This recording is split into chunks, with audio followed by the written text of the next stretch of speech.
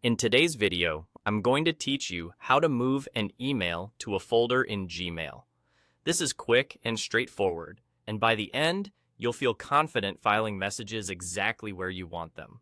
First, open Gmail in your web browser and make sure you're looking at your inbox. Find the message you want to file. When I say move, think of it as placing that email into a specific folder, so it's not cluttering your main inbox anymore. Hover your mouse over the email you want to move. As you glide over the row, you'll see a few icons appear, but for this method, you're going to use a right click on that email.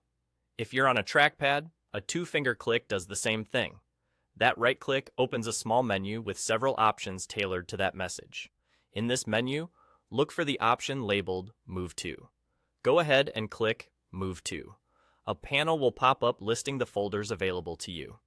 In Gmail, these are called labels, but they function like folders when you move a message into them.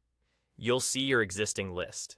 If it's long, you can scroll, and in many cases, you can start typing the folder's name to quickly narrow the list. Choose the folder that best fits the email.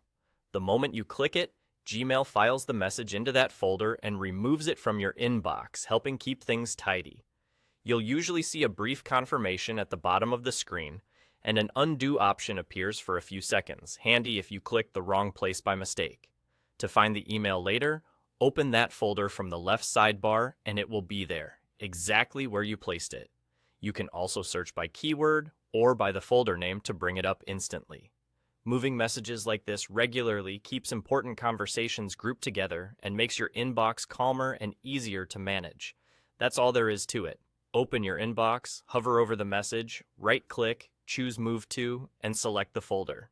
With just a few clicks, you've successfully organized your email without deleting anything or losing track of it.